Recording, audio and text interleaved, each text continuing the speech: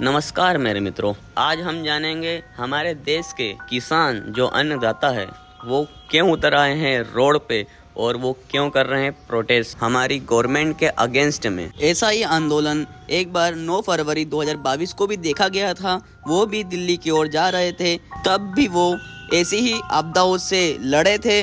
और इस बार तो नए नए हथियार लाए गए हैं, जैसे कि ड्रोन का इस्तेमाल किया गया है, उसे भी एक हथियार बना दिया गया है। पहले तो वज्र होते थे आंसू गैस छोड़ने के लिए, मगर इस बार ड्रोन का भी इस्तेमाल किया गया है। और सड़कों पे नुकीले सरिये और सीमेंट से बड़ी बड़ी वॉलें बना दी गई है ताकि ट्रैक्टर लेके किसान दिल्ली की ओर ना जा सके।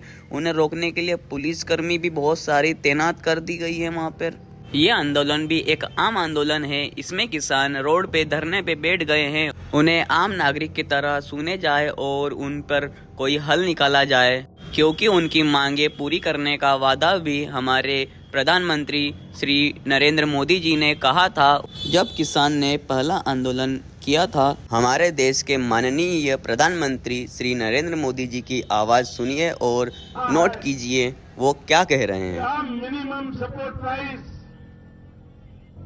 ये उसके लिए एक नियम तय हो गए, उसके पैरामीटर तय होंगे, उसके आधार पर तय होगा।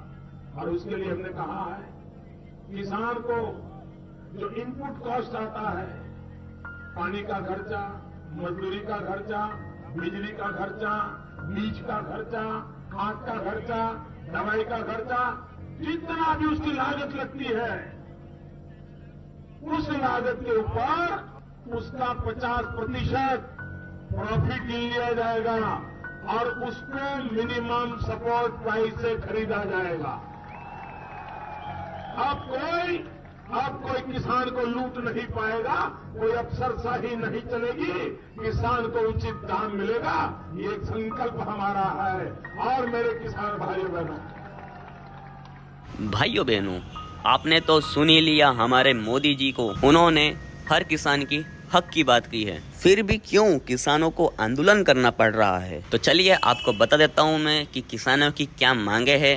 सरकार ने वादा किया था कि जब ये किसान आंदोलन स्थगित हुआ था कि जितने भी साथी हमारे शहीद हुए हैं उनको मुआवजा मिलेगा, उनके परिवार के लोगों को नौकरी मिलेगी।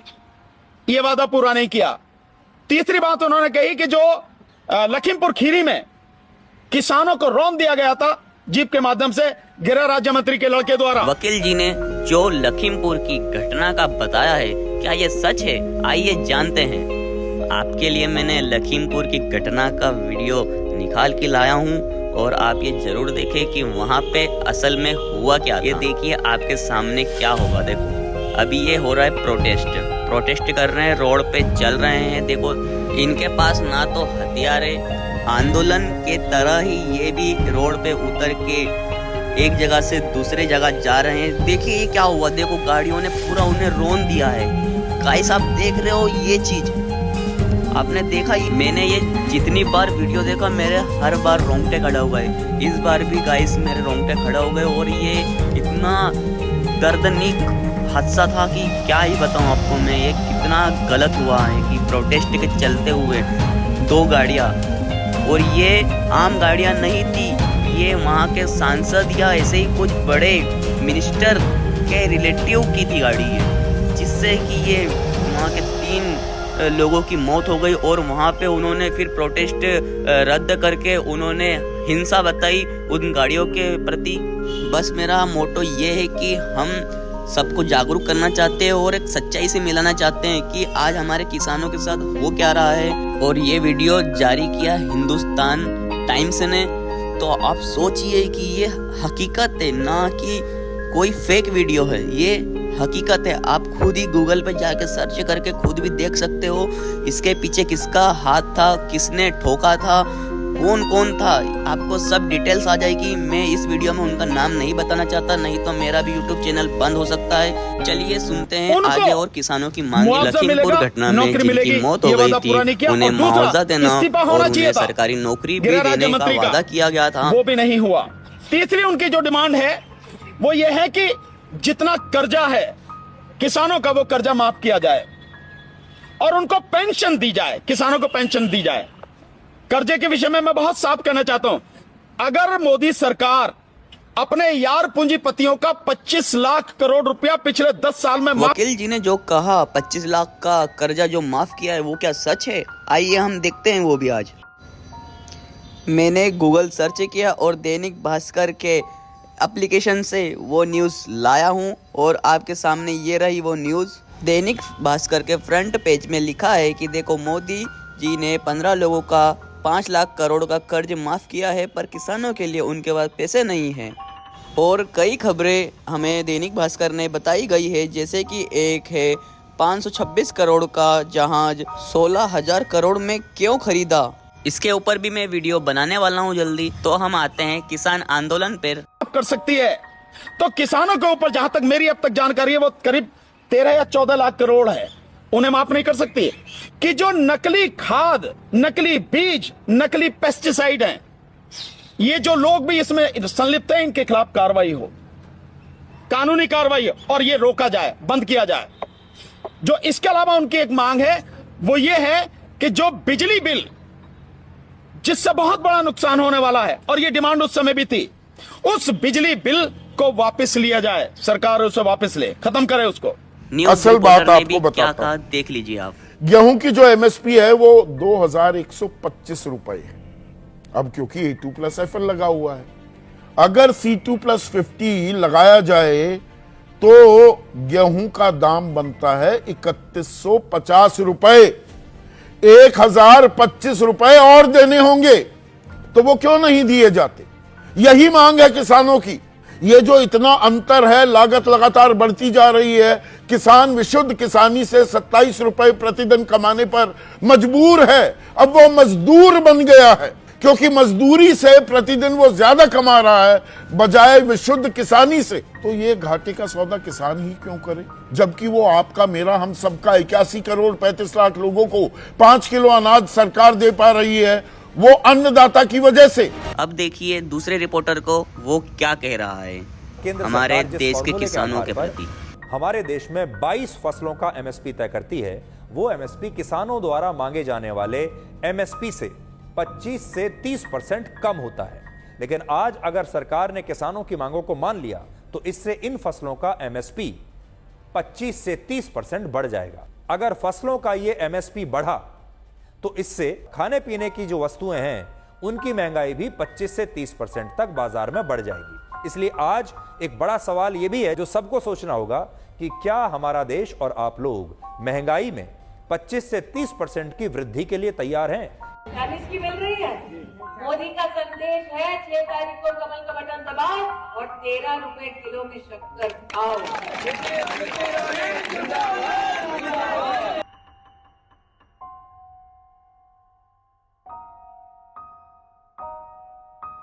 क्या आपको पता है कि किसान फिर से आंदोलन क्यों कर रहे हैं?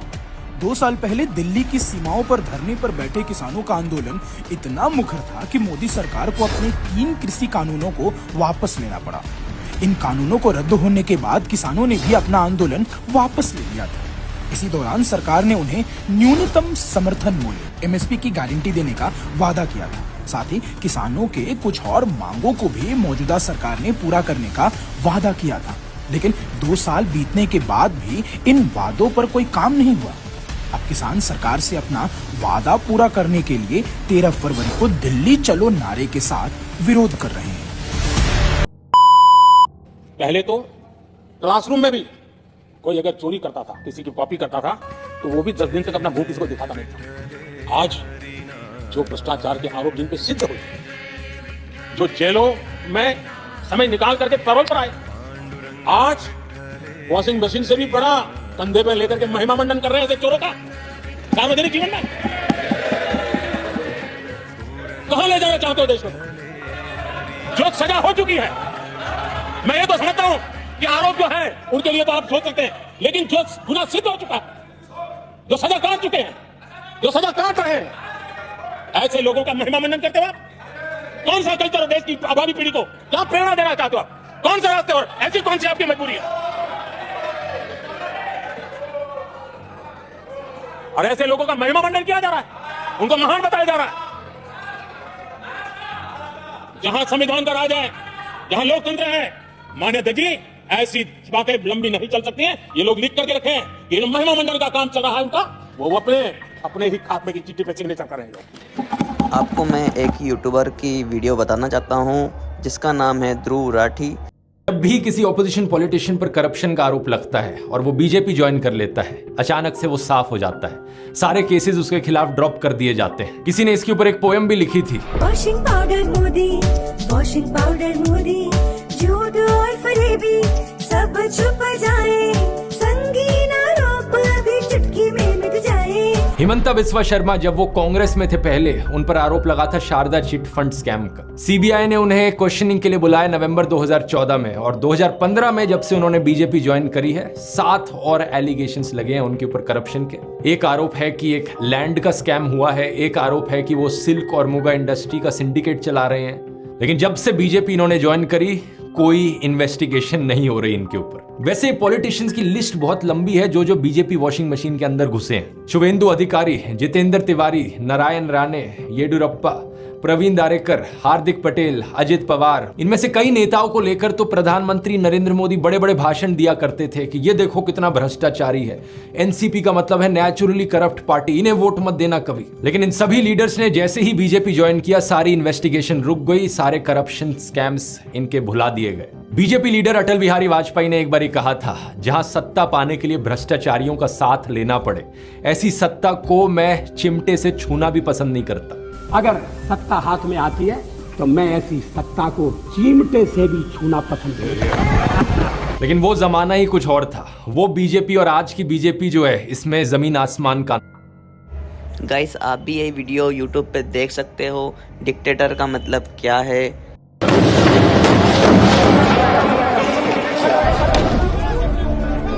किसान आंदोलन के चलते एक व्यक्ति युवा की मौत हो चुकी है। मेरा दोस्त जग्गू बल्लो की गोली मार के सर मेरे एक आंख में है और दोनों हाथों पे छर्रे लगे हुए हैं गोलियों के। सर कितने लोग घायल हुए वहाँ पे? तकरीबन सर 100 से ज्यादा तो घायल हो चुके हैं, बाकी अभी चल रही लगातार फायरिंग। सर बस हम आपके साथ हैं, आप घबराइए मत। देश के किसानों की आय 2 गुना करने का लक्ष्य लेकर के आगे बढ़ना, किसानों को साथ लेकर के आगे बढ़ना। हम पर कर्जा भी है और मैं भिखारी बनाऊं, ये है हमारी हालत। हर 10 साल पर हर किसान को कर्ज लेना ही पड़ता है। उसका मूल कारण है कि हमारे अनाज का मूल्यांकन जो मूल्य है, निर्धारित मूल्य नहीं है, जिसको एमएसपी कह लीजिए। आपकी राय क्या है गाइस? आप जरूर कमेंट में मुझे बताइए, ये आंदोलन सही है या गलत है। लेकिन मैं आपसे एक बात जरूर कहना चाहता हूँ, ये देश हमारा तानाशाही के रूप में बढ़ते जा रहा है। इसका संदेश हमें आज आंदोलन के अभाव से मिल रहा है। यदि अगर हमें भी कुछ प्रॉब्लम आती है, अगर हम प्रोटेस्ट करते हैं, तो क्या हमें भी ऐसे ही चुनौतियों का सामना करना पड़ेगा? किसानों को लीगल राइट एमएसपी की मिलनी चाहिए। इंडिया की सरकार आएगी तो हम एमएसपी की गारंटी हिंदुस्तान के किसानों को देंगे। जो स्वामीनाथन रिपोर्ट में लिखा है वो हम पूरा करके आपको दे देंगे। हमारी राय है ये हुकूमत आए और किसानों के हालात में काफी अच्छा सुधार होगा, और इस बात पे हम लोग को पूर्ण नहीं 100% यकीन है। राहुल गांधी ने कह दिया तो करेगा ही करेगा ही करेगा। हमारी सरकार ने किसान आंदोलन की मांगे सुन ली है। आज हरियाणा के सीएम मनोहर लाल खट्टर ने विधानसभा में ऐलान किया कि हरियाणा के किसानों को लोन में कुछ राहत दी जाएगी।